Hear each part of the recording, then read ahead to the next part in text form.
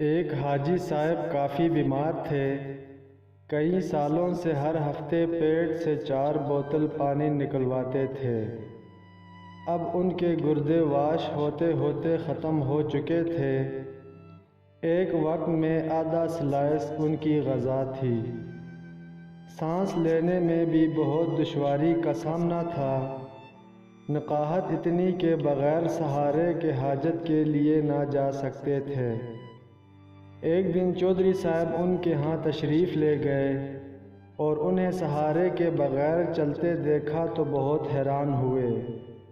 انہوں نے دور سے ہاتھ ہلا کر چودھری صاحب کا استقبال کیا۔ چہل قدمی کرتے کرتے حاجی صاحب نے 10 چکر لان میں لگائے، پھر مسکرا کر ان کے سامنے بیٹھ گئے۔ ان کی گردن میں صحت مند لوگوں جیسا تناؤ تھا۔ چودھری صاحب نے ان سے پوچھا کہ یہ معجزہ کیسے ہوا؟ کوئی دوا، کوئی دعا، کوئی پیتھی، کوئی تھراپی، آخر یہ کمال کس نے دکھایا؟ حاجی صاحب نے فرمایا، میرے ہاتھ میں ایک ایسا نسخہ آیا ہے کہ اگر دنیا کو معلوم ہو جائے تو سارے ڈاکٹر حکیم بے روزگار ہو جائیں، سارے ہسپتال بند ہو جائیں اور سارے میڈیکل سٹوروں پر تالے پڑ جائیں۔ چودھری صاحب مزید حیران ہوئے کہ آخر ایسا کون سا نسخہ ہے جو ان کے ہاتھ آیا ہے؟ حاجی صاحب نے فرمایا کہ میرے ملازم کی والدہ فوت ہو گئی۔ میرے بیٹوں نے عارضی طور پر ایک 6-7 سالہ بچہ میری خدمت کے لیے دیا۔ میں نے ایک دن بچے سے پوچھا کہ آخر کس مجبوری کی بنا پر تمہیں اس عمر میں میری خدمت کرنی پڑی؟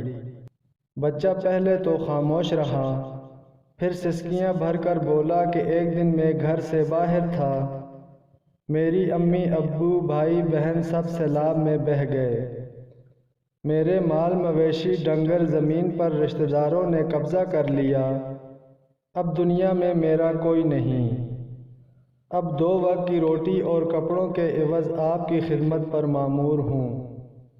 یہ سنتے ہی حاجی صاحب کا دل پسیج گیا اور پوچھا، بیٹا کیا تم پڑھو گے؟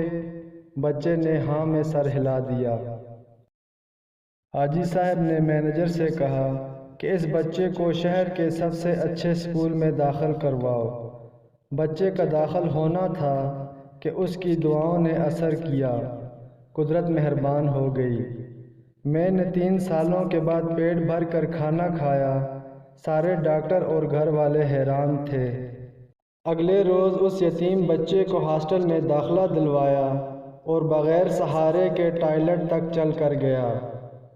میں نے مینیجر سے کہا کہ شہر سے 5 ایسے اور بچے ڈھونڈ کر لاؤ جن کا دنیا میں کوئی نہ ہو۔ پھر ایسے بچے لائے گئے، انہیں بھی اسی اسکول میں داخل کرا دیا گیا۔ اللہ تعالیٰ نے فضل کیا اور آج میں بغیر سہارے کے چل رہا ہوں، سیر ہو کر کھا پی رہا ہوں اور قہقہے لگا رہا ہوں۔ حاجی صاحب سینہ پھیلا کر گلاب کی کیاریوں کی طرف چل دیے اور فرمایا، میں اب نہیں گروں گا جب تک کہ یہ بچے اپنے قدموں پر کھڑے نہیں ہو جاتے۔ حاجی صاحب گلاب کی کیاریوں کے قریب رک گئے اور ایک عجیب فکرہ زبان پر لائے۔ قدرت یتیموں